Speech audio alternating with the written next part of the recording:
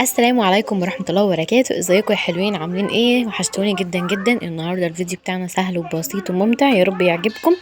هنعمل مع بعض النهاردة سمك مكاريل في الفرن بطريقة سهلة وبسيطة، ان شاء الله تجربوها وتعجبكم. اول حاجة كده انا عاملة البطرمان دوت في تتبيلة السمك. بيريحني جدا، مش انت بقى كل ما تيجي تعملي سمك تجهزي التتبيله وكده، لا بالعكس، ده بيبقى جاهز معاكي وبتاخدي منه كده على طول.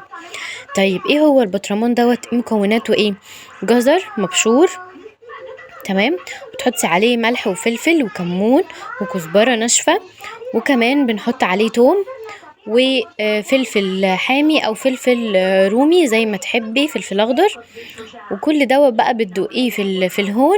وطبعا الجزر بيبقى مبشور، وبنبدأ بقى نقلب الحاجات دي كلها كده على بعض، وبتبقى بتحطيها كده في برطمان بلاستيك، تحطيها في الفريزر عندك تبقى جاهزة.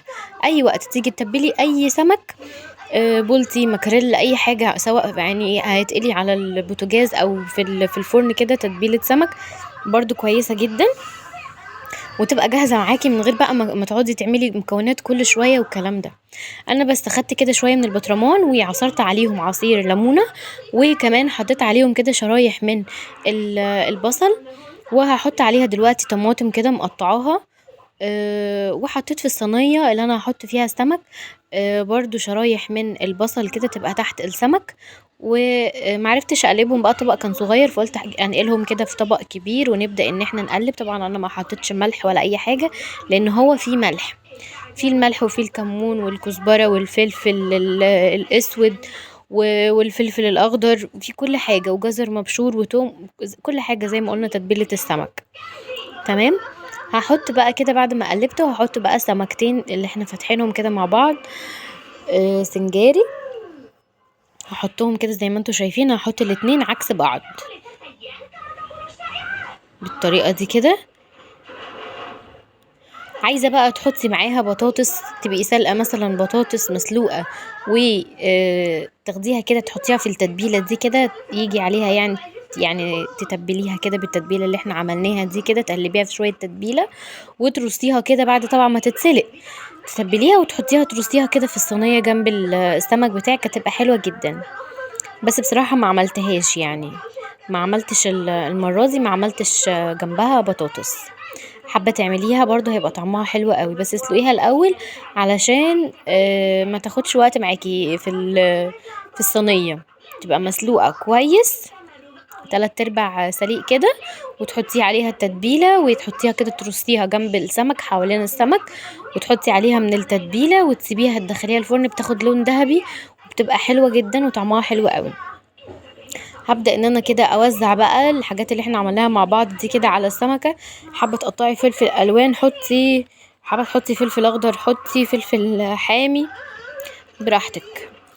انا اكتفيت ان انا كده كده عامله في الفلفل في التتبيله، وجيت كده من على الوش بعد ما شربتها كده من التتبيله كويس جدا، جيت على الوش كده خدت شويه تتبيله تاني بايديا كده ورحت حطاهم فرداهم برضو على الوش، عشان حسيت التتبيله هتبقى قليله شويه، فقلت احط شويه تتبيله من اللي احنا عاملينها مع بعض دي تاني كده على وش البصل والطماطم والحاجات اللي احنا عملناها دي مع بعض. بس كده الصينيه بتاعتنا بقت جاهزه زي ما انتوا شايفين كده، ده شكلها. هحط بقى عليها شوية من الزيت كده،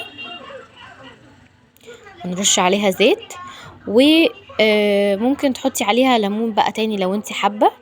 انا بسيبها اول ما تبدأ ان هي تخش في السوا كده في الفرن، وبروح بقى مخرجاها لما الاقيها قربت ان هي تاخد لون ذهبي من فوق، واروح عصر عليها نص ليمونه تاني كده الاتنين من فوق، واروح فاتحه بقى عليها الشوايه وتاخد لون ذهبي كمان من فوق كده، وبتبقى ناشفه كده من بره وحلوه قوي. الحاجات بتتحمر اللي عليها حلو جدا، وبتتاكل مع السمكه بتبقى طعمها حلو قوي زي ما انتوا شايفين كده.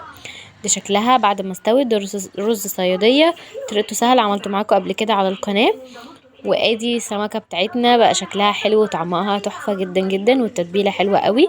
وحطيت بقى جرجير وسلطه كده وطحينه والرز. وبس كده، ده كان غدانا النهارده. يا رب الفيديو يكون عجبكم.